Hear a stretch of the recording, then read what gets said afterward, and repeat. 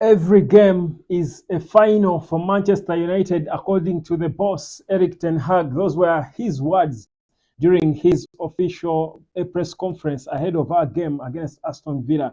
It's early team news. We are going to react to a lot of things that Eric Ten Hag spoke about, of course, including the key thing concerning Manchester United now, issues to do with Lisandro Martinez and being out. What is the plan for the 8 weeks or 2 months we are going to be without our best centre back? We'll talk about it. The manager hinted a bit on that and the solutions he's got.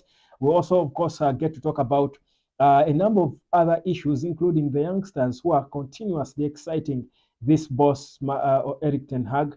All that here on the United Hotspot. My name is Webb. Good morning, good evening, good afternoon. Where are you catching us from? I see Mukasa Ahmed saying hello, just waiting for the press conference. Well, the press conference ended, and we are here to react to the many things that the boss spoke about. But before I even go any further into it, how have you been? How has been your day? Well, so many people have been asking me about what they need to do to become members of the United Hotspot. Well, very easy. I'm going to share the link. I've decided to pin it in all our lives that we do, so that perhaps if you're interested in becoming a member, just click on it and just do it. Well, but a lot of Manchester United talk today. Of course, there is news concerning Kobe Mainoo and how he's being set for a new contract. I'm going to be giving you that breaking news coming through, confirmed by Fabrizio Romano, that Manchester United have already prepared a new contract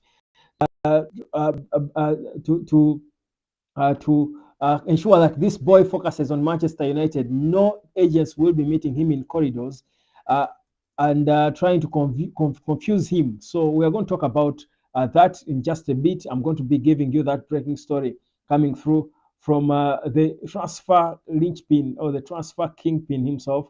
That is Mr.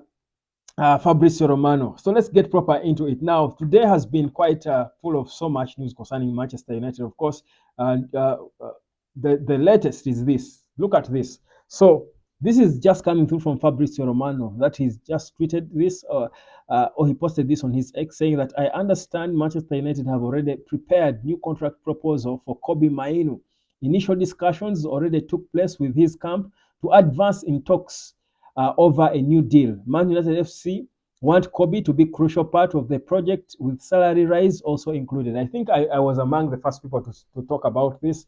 I keep breaking some of these stories, but if it's not coming from Fabrizio, understandably, and of course, all the respect to Fabrizio, even for me, at times I've been confirming a lot of things with him, obviously, for the most part of my existence. But, well, after my trip to Old Trafford, it did not come for nothing. I've got my contacts too. I can break a story ahead of him. I told you that Manchester United have been in talks with Kobe, trying to talk him down, tie him down to a contract, extension, but also reviewing his terms, because we do know that he's our most important player now. The plan, like Fabrizio has put it, is to make him a main part of the future. Isn't that an obvious one? I tell you, and I keep saying it, I think Kobe Mainoo is captain material for Manchester United, and that's why you see they are preparing him already. He's doing interviews, sending messages to fans and players. They are recording him. He's only 18.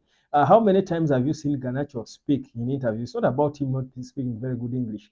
The reality is that there is a plan, a big plan to develop this young player. In terms of the football, there is not so much for him to improve. But when it comes to how to talk to the press, how to interact with fans, they are positioning him as a future leader of this club, off and on the pitch. So that is why you see a lot more of Kobe Mainoo lately when it comes to Manchester United. But yeah, here's the thing: a new contract. Currently, is earning just about £10,000 per week. It's peanuts, to be honest, considering how he plays, but he drives such a beautiful car. Of course, £10,000 per week is enough money for you to drive any car you want in the UK.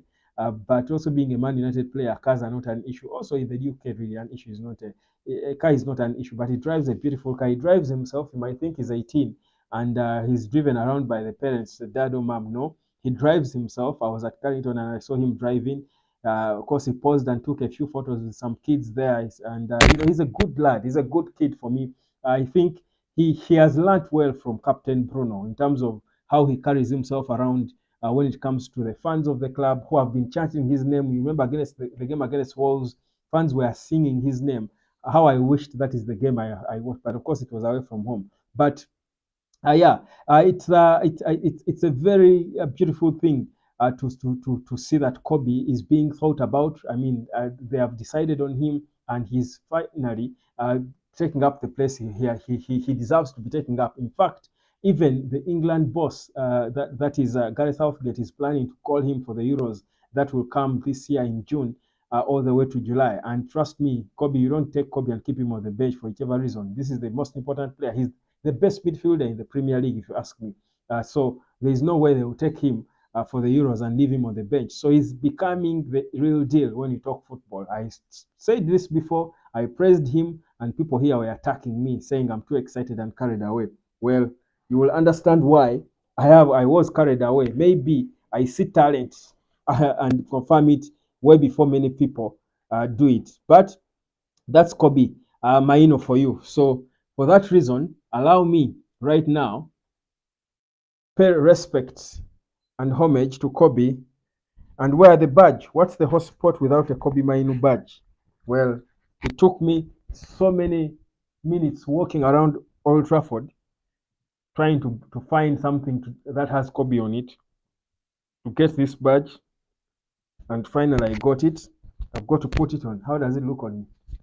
Beautiful. So, yeah, but let's get proper into the press conference and react to it. Eric Ten Hag has spoken about a number of things. He was quizzed about a number of things, but the most important one that many United supporters will be concerned about is how we are going to cope without Lisandro Martinez. Not that it's the first time he's going to be away. I think we've missed him for quite some time. He has been absent for a number of games, but when you have your best squad fit and you're excited as fans, as the team, as the manager, and then just 2 games into it, your best player, arguably one of your best players, disappears. A person who is so important, like Eric Ten Hag put it, he's so technical. He's not just his physical abilities and attitude, but he's so technical in terms of how he inspires. There's a pass he played to Marcus Rashford, and I'm like, oh, this guy, he makes we left-footed players look like the good players we're supposed to be. He's a good representation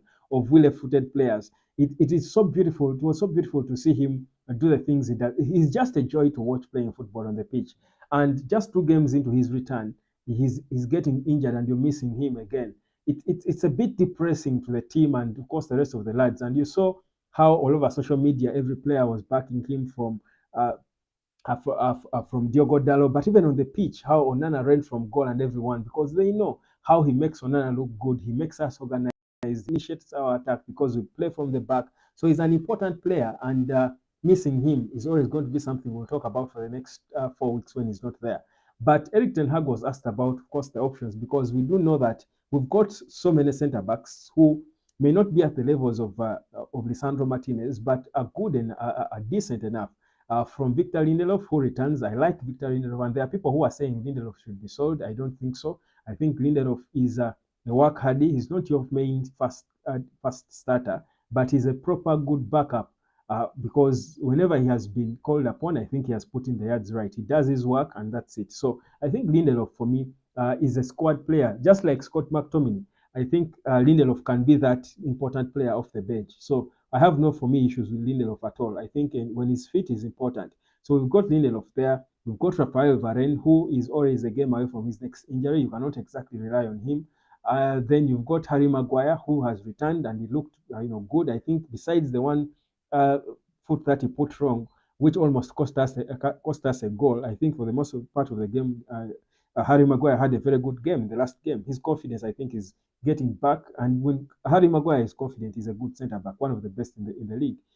So we have the players, but also he was asked about whether he would think about, because Ten Hag wants to play with a left-footed player on the left-hand side of the central defense. And maybe I can put it to you whether you think Luke Shaw should come and play the left-hand side of the central defense. But I personally don't want to see Luke Shaw playing there again. I think if we play Luke Shaw on the left-hand side of the centre back, we and then invert Diogo Dallo, we kill the left flank, which is a very important flank for us. If you think about Most of the goals we've scored, I think about 13 goals in the last three games as United. I think most of them have been from the left flank. So you don't want to kill it. We know that the right wing is largely dead because you've got, of course, Ganacho makes it alive, but when Ganacho is getting flying inverted, I mean, it has been an issue for the longest time, for the most part of the season. That's why I say it was largely dead before Ganacho picked up his form and resuscitated it. But I think for me, the left wing looks better when Luke Shaw is playing well and fit. His overlaps are good, his runs are good, he's powerful, he's solid.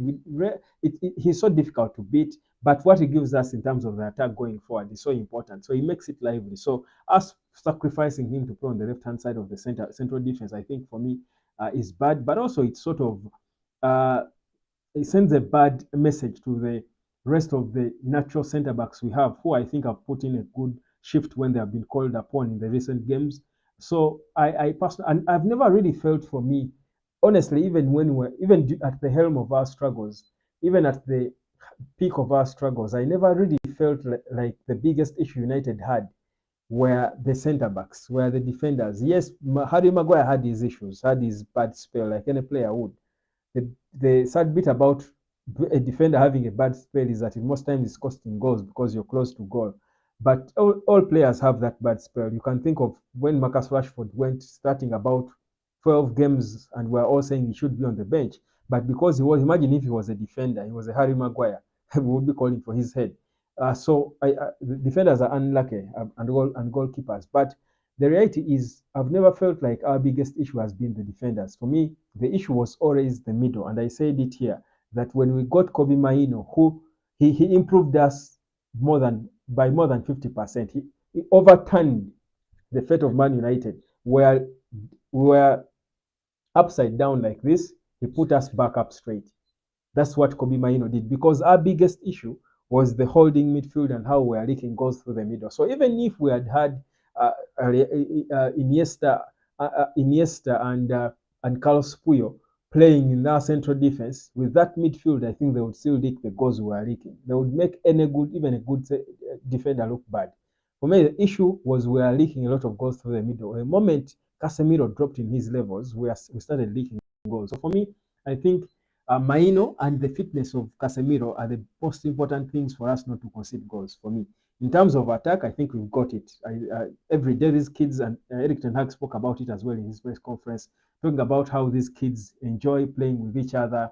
They are a good unit, they're a good team, and that's what you love to see. I mean, if you've got talented players, they thrive on passion, on love, on that promise. I remember as a child playing my football, of course, at my level. Of course, I was never playing. The levels might change, but the principles are the same. You would always enjoy playing with your teammates if you had that chemistry, and you would all be good together. It was always going to be difficult for one of you to be good and the other is bad. If you've got a team and you work together, your friends on and off the pitch, your partners, you communicate, it is always going to come easy for you. It's going to be effortless. You're going to enjoy yourselves, and when you're talented and you enjoy yourself, you're unstoppable. That's exactly what we are beginning to see. We are beginning to see with these young lads, and that's what Eric Ten Hag is talking about when he says the future of Manchester United is bright in these youngsters, and he spoke about that in his press conference as well. But going back to the Lisandro Martinez position, the left-hand side of the central defense, I still think if all players fit and all factors constant, of course, lately you cannot be sure of who is going to be fit at Man United. Every player is a training away from an injury. Just today, Aaron Wan-Bissaka returned training. He looked okay, and then all of a sudden he went off and he didn't finish training. The manager could not even account for him during the press conference that he gave today. So it shows you that you cannot be sure. Between now and Sunday, it's a lot of days. Anything can happen.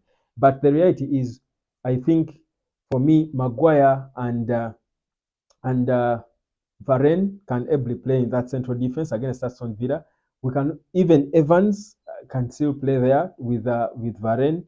I mean, if you've got Kobe and Casemiro ahead of them, their experience can manage and tame the pace. In fact, if anything, for me, in that game against Aston Villa, I would recommend Evans to start. not because he's the most basic player, but Evans and Varane would bring a lot of experience and calm. You see the way they managed the game against Liverpool, where Kobe Mainoo bossed the midfield. You know, that goalless victory we had against Liverpool. And it's intentional for me. The pun is intended to say a goalless victory. If you recall, that game felt so good, like as if it was a victory. I think mostly because of how Kobe Mainoo played, and most of you are just beginning to appreciate the lad. But I think when you have Casemiro playing at the levels he showed us against West Ham, when you have Kobe being Kobe, Bruno Fernandes stepping up, I think you need then just that experience of Varane and Johnny Evans in the back because they are calm. Because Aston Villa comes at you, they are direct, they are pacey. They need a bit of experience in the back to calm them and to manage them, organize. So the guys at the back will not do a lot of running. So that's why I actually think, for me, a back line of Varane, Johnny Evans, of course, Diogo Dalot on the right and Luke Shaw on the left would make sense for me because but also even if it were Maguire, because Maguire just returned from injury, if it were Maguire playing alongside Varane, I wouldn't have issues. Still, that's enough experience in that back line. The calmness would be okay. The young Kobe Mainoo ahead of them would cover up for the lack of speed and pace in the defense. So for me, it would be more of a technical game to manage a team like Aston Villa. We cannot take them on, you know, end to end. We cannot try and we need to handle Aston Villa the way we handled West Ham. You grow into the game, manage the game, have your moments, time them, and be effective when you get them. Exactly, just simply that. Don't try to come off the blocks at the start of the game and go kill off the game against the team that is so youthful, but that plays the most pacey direct game. I think this season we've seen this season in the league. So for me, if we manage the game right, we can still beat this Aston Villa, regardless which centre backs we have, whether Licha is there or not. But Ten Hag also spoke about I spoke about the youngsters and the passion and the love and the interest they have, and that's exactly what you love to see from a group of lads at Manchester United. It's so important, and he was asked about this whole new stadium talk, and he didn't want to comment on it, but his response for me showed me again what I've been telling you, that it is true. I think I told you in my earlier videos, of course, today, that it is indeed true that Sir Jim wants to put aside 2 billion to form in sort of Wembley of sorts in the north of England, because Manchester is in the far north of England. But Ten Hag, of course, professionally would not comment on that because that's not his job. His job is to talk about the football. But he said if it's true, it shows how serious these guys are and how they want to bring the club back up. So it will happen. And for me, besides just organizing the football on the pitch, the statement that would make if United erected a modern facility. I was reading Gary Pallister, also talking about how it's unimaginable to think about Man United and forget about the current Old Trafford, but it is exciting if you try to envision what it would be like. It's exciting. So the excitement that just drives everyone, the legends of the club, the fans, the players, these youngsters, and everyone around the club will be psyched, and everything we do on the pitch will eventually make sense because of that excitement. So for me, it's a beautiful thing to see. I sad that none of the journalists asked Eric Ten Hag about Andre Onana and how he performed, but of course you would know what the answer would be. Onana is still a main guy for Eric Ten Hag, and he was not asked about Ivan Toney and the transfers. Unfortunately, I perhaps could have had a few more questions for him if I were there, but the reality is we are in a comfortable, not a comfortable, we are in a confident place as United going into this trip to West Midlands against the team in the top four, a fourth place team that almost gave us a serious test. In fact, the Aston Villa game, the reverse fixture at OT, was for me our second best played game of the season after the West Ham game. Perhaps third best after the Wolves was good generally, even if the result was tight and it brought a lot of pressure. It became bad because of how we mismanaged it at some point after we were 2-0 up and all. But it was a good game by and large, maybe our third best game. But the Aston Villa game, the reverse fixture, was our second best played game, I think, of the season. And the way we won it was a typical United way. Of course, Rasmus Højlund scoring a magical goal in the dying minutes of the game and all. But you think that's not how we want to keep winning games. We want to go there to West Midlands. They were beaten there. Their full squad was beaten. Their proper first team was beaten by Newcastle United by 3 goals, I think, to 1 at the same yard. So we should have the belief and confidence that we too as United can go back, can go out there and beat Aston Villa. But of course, we should respect them, and that's why I say we shouldn't play off the blocks. We should go into the game and get our moments and kill them off, and let Mainoo dictate our tempo the way he always does, because he's the perfect guy to know when we should accelerate and when we should slow the game down. On and off the ball, he gives us the pace at which we play. He's the linchpin, and that's exactly what I believe Gareth Southgate is trying to look at and get in his England team. You see, the thing with having such a player, a Clarence Seedorf, a pillow who is calm and can accelerate at the right time. The thing about such a player is they give you a certain unpredictability to your team, because the opponents will not know when you're going to come at them. You have a player who initiates your things, but he's calm most of the time off the ball, running as if sluggishly, as if he's lazy, and then ting, all of a sudden he speeds it up and boom, boom, boom, and you will be killing off games. So just be effective. So for me, the game plan we had against West Ham is the game plan I would hope we maintain against Aston Villa. If we do that, it will be a calm victory for both the players and the fans alike. It will be a calm, comfortable victory for us that we would love to see. But also, I think, of course, earlier on today, it was confirmed that our head of physio, I think therapy and all, also left the club. And you remember, we were all talking about it and wondering why on earth does Manchester United have all these injuries? And you see, whereas yes, injuries can hit any club, at times there should be a scientific reason to why certain things happen. And maybe at times it's because of the ineptness of certain people. Ineos's audit proved that perhaps he was not up to the task, he was not good enough, and they are looking to bring in someone better to ensure that we have fit players. But also you realize that we've been signing players with injuries. I remember after the departure of Sir Alex Ferguson, if you recall, and many of you might have forgotten, that Radamel Falcao played for Manchester United at some point. But we had this guy come to Manchester United with an injury. And I'm thinking, how on earth are we signing such players? And he was earning crazy money, Falcao. I don't know what happened to him after that. I think he went back to Spain and all. But it shows you that we've been having a lot of people in the wrong offices or in the right offices doing the wrong work for a long time. But somehow no one was raining on them. So uh, Omar Berada is already doing the work. The CEO is working before he being confirmed. He's already getting people out. This guy is leaving on the 29th of this month. So you can imagine, meaning already he will be replaced. He can't leave, and we still have a season to go, and there is no head of physical fitness and I think whatever physiotherapy or what have you. I forget his name. He's not a player, so really it wouldn't matter. But the reality is, we, that guy, he's leaving. The chief negotiator, I think the guy who negotiated these crazy deals for the Rashfords and some of these recent players, the Anthony's and the likes, also left. The CEO also left, the former CEO. So it shows you that the cleanup is happening even before the takeover has happened, if you know what I mean. So it's a beautiful time, and you see Eric Ten Hag even looks calm in his press conferences lately. When he's speaking, you see he's talking with less pressure, less anger. He's more calm. I think he has got a certain level of assurance. He's happy his players are back and fit. This Lisandro Martinez thing is what looks like it could stress him again. So it's a good thing. But just to tell you some of the other stories that came out of United today.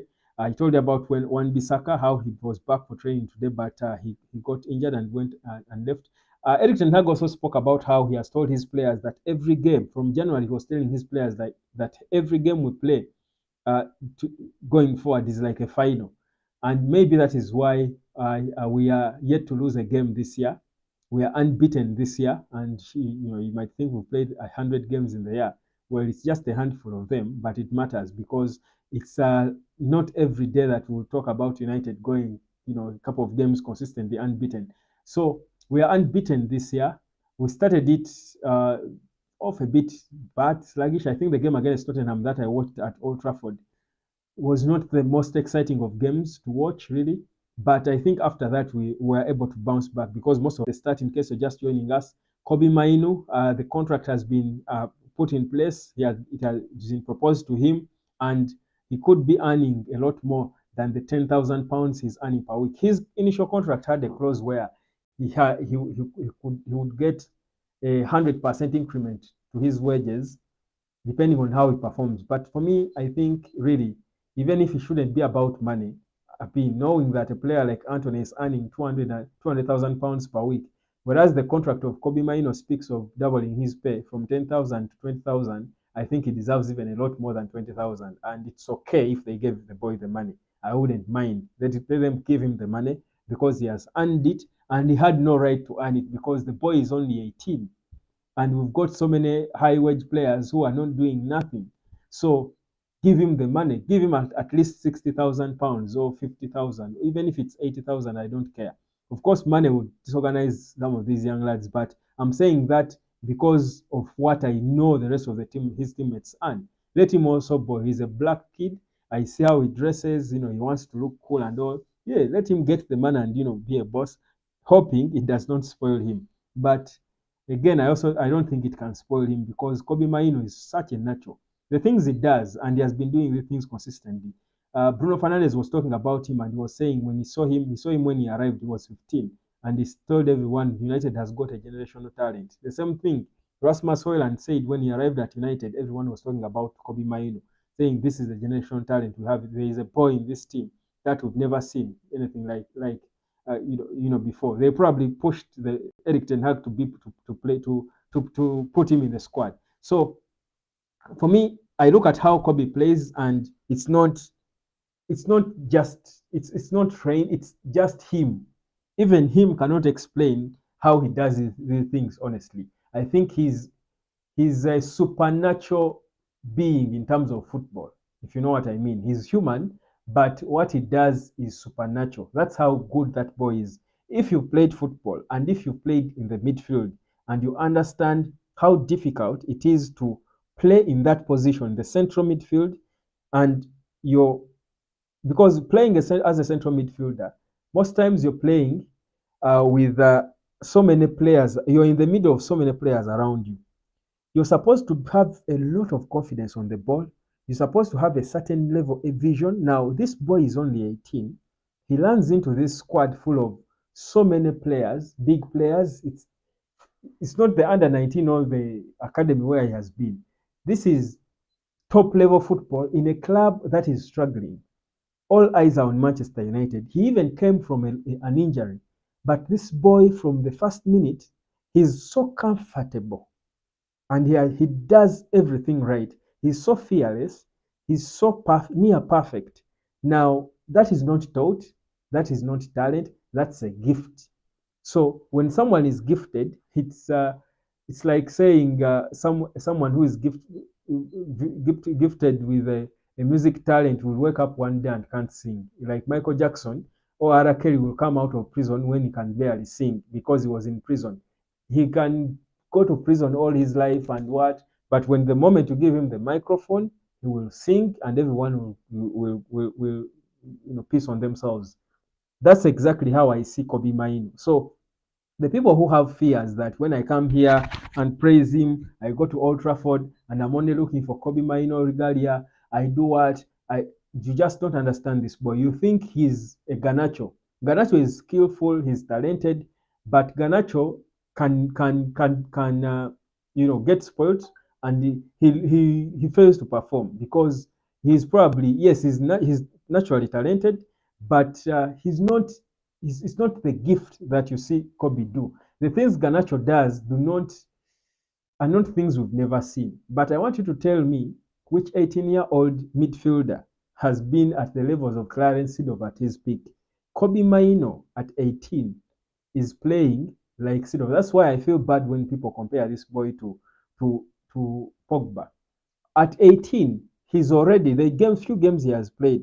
Kobe Mainoo is already doing the things we dreamt, we saw, that that that Paul Pogba had the potential to do, but he did not even get there. At his best, Paul Pogba did not get to the Kobe Mainoo levels that he is at now at 18. He did not. Yes, tell me the one time Paul Pogba played the way Kobe has played consistently. How many games have you watched Kobe? Tell me when Paul Pogba last played consistently like that. He had the talent, by the way, maybe to do it, but he was distracted, meaning it wasn't a gift. Kobe Mainoo has a special gift that the same way Messi has a gift, the same way Pele had a gift, the same way Maradona had a gift, Kobe Mainoo has a gift, just that his is different from Messi and Maradona. His is, you can't explain it. It's you can't.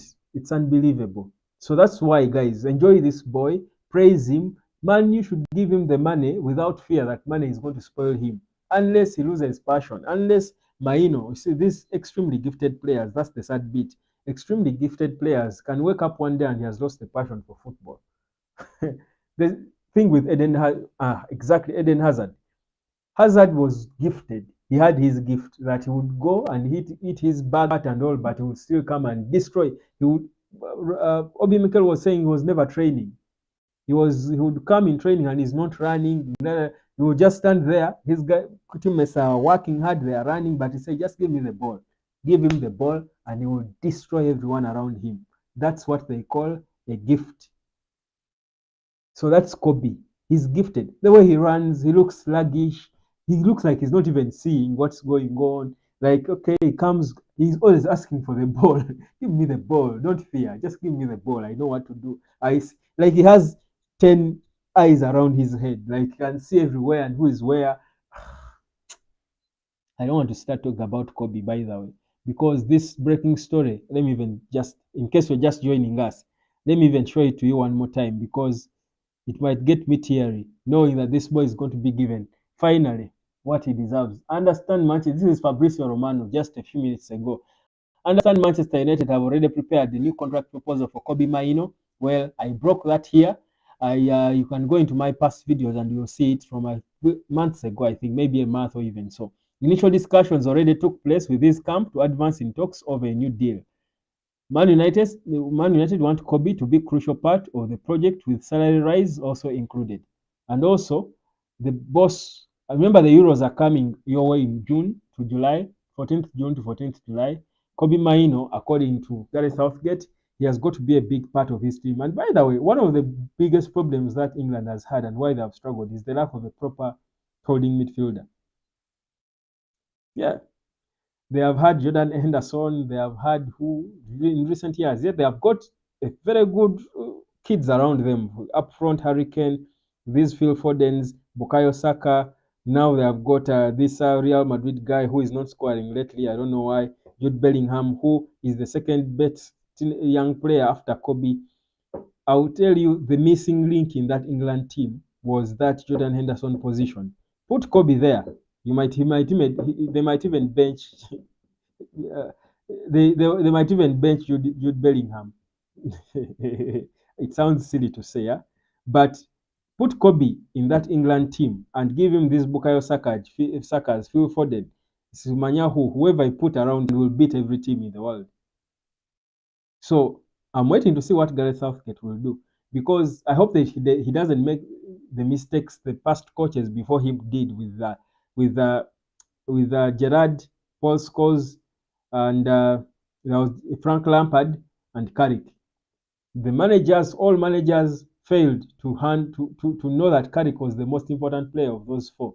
So because of the clout that came with all the others, they would keep putting Carrick on the bench. It is now later that they discover that this guy should have been the first guy in the midfield of England if we are going to compete and win. But they would fidget, play Gerrard, then Frank Lampard, then Paul Scholes, and put Carrick on the bench because of his character. Those are the mistakes certain managers were making back then. Trust me, this England, if they don't do the same mistakes, Kobe Mainoo should be the first person on the team sheet of the England national team in the Euros. If that is not the case, England will still underachieve. Because for me, I think they have underachieved because they have got immense talent, yet the rest of the world is sleeping. The bigger powerhouses in football had gone to bed. Brazil is not really the best Brazil. Spain last played football years ago with that big Iniesta, whatever, Busquets and Javi team. Germany is dead. What else? Italy is nearly dead. Okay, they beat them in the final of the Euros, but England should have beating England, rather Italy. Uh, all it should be great national teams are in bed. The talent England has now just reminds you of the talent England had back then with the Paul Scholes, but they're underachieving. This is the second best generation after that Paul Scholes, Beckham, and all generation. Michael Owen, name them, but they still didn't win because they failed to use Michael Carrick. Now, if Gareth Southgate doesn't use Kobe Mainoo right in the Euros, England will not win and he will be sacked. Mainoo is the one guy who is going to get Gareth Southgate sacked or given or knighted, because I know if Southgate wins the Euros, he will be knighted by these English. They will knight him. He will be Sir Gareth Southgate, and it is Kobe Mainoo who is going to get him that knighthood, if that's what they call it. So yeah, it has been said that he's planning for him, and I'm thinking, is that even news? That should be a no-brainer. It should be a no-brainer for any serious manager. You have Kobe in your team, you've solved 60% of your problems. Put anyone around him. If they fail to do their job, he will do it for them. He will come from his box. He's a proper box to box. Come from his box in his sluggish way, the way he runs. He knows when to sprint. You might think he's heavy, like he can't run. But you saw how he tracked back. Which team were we playing? When he sprinted, that boy. I can't stop talking about Kobe, by the way. So, in the interest of time, I'm going to wish you a good night shortly. But Mukasa Ahmad, thank you. I think I've hinted on the gist of Eric Ten Hag's press conference ahead of the Tottenham, rather the Aston Villa game. And yeah, of course, we'll talk more about it. He'll come again and give us updates towards the game. The game is on Sunday, really. So we have some bit of what's today is what? Yeah, today is Thursday. Oh, okay. So today is Thursday, Friday, Saturday. So on Saturday we'll be back with another presser, obviously, the pre-match presser. So we'll have more final news for you. But for now, that's it. Thank you so much. Subscribe to the United Hotspot. My name is Webb. Have yourselves a good night, good morning, good evening, good afternoon, based on where you are. There was talk of Ivan Toney today. I don't think he won't come to United. He will go to Arsenal. I have no doubt. Arsenal is taking Toney. I think the deal was even done and agreed. I was trying to call someone between now and the last live I did. I called some contact of mine at Arsenal, and they have been feeding me at Arsenal and Brentford. They have been feeding me. I have a Brentford book here, by the way. Where is it?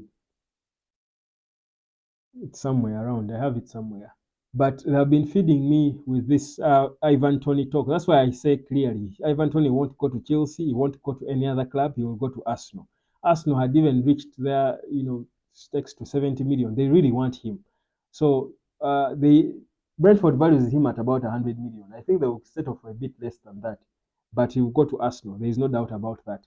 But regardless, we don't care about Arsenal. Regardless who they bring in, which striker they bring in, it takes more than having Ivan Toney, a hot striker, for you to win. To win, the Premier League. Abbas Adams, how are you, brother? Thanks for the show, bro. Thank you for coming through. It's been a minute, brother. So yeah, Ivan Toney won't come to United. Christian Eriksen, who has been wanted by clubs in Turkey, he wants to start United and see out his contract. The Turkish transfer window was yet to end, so they were hoping they would get him before it closes, but he wants to start United and finish out his contract list up to the summer, and then after that, we'll see where to go. Brentford is rumored to want him, and I think should go to Saudi and make some more money, but these players are comfortable. They earn already way too much money, so they don't care about Saudi money. So he might want to start around the Premier League, but I don't think he has so much to offer the Premier League, really. It would be painful to see Eriksen seated on the bench again for Brentford. But, well, let's wait and see.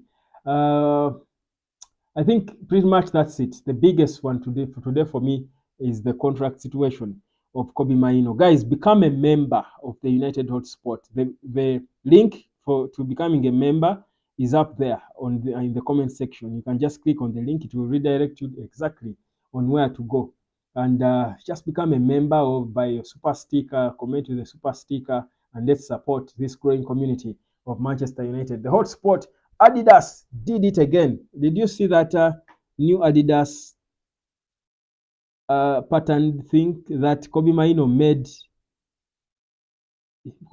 it look like the coolest thing ever. Let me show it to you in case you haven't. Adidas released something new. And man, Kobe is not just a baller, he's a designer too. So look at this. Okay. Hmm? Look at that. If you like busy stuff, guys, normalize, having these original United things. And I know you don't want to give money to the Glazers, but it's not about the Glazers really. Don't focus on the Glazers.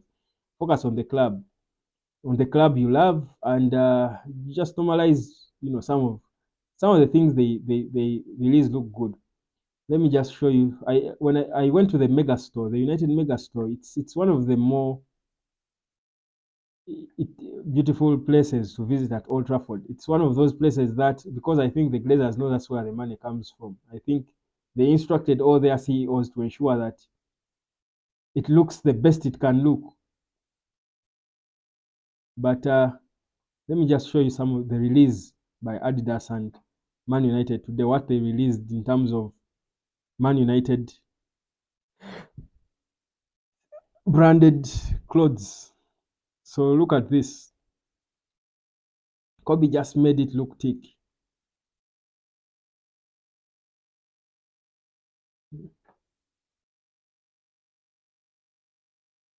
So look at those. These are for you to put on jackets and what. If you love black like me, want busy stuff. I think they look a bit unique. Quite interesting stuff. That's United for you. But the sad bit is that, well, the money you spend goes partly to paying these players, to paying Kobe Mainoo and all. So that's why maybe you might want to focus on that, not on those, not the Glazers. But anyway, thank you so much. My name is Webb. I'll catch you again tomorrow morning at exactly 11. We'll be back with the morning show. We do have a daily morning show lately, and it looks like it will be good because people loved it. Today was the first day of it. People loved it. So let's see how it goes. Subscribe, guys. Let's keep growing. I love you. God bless.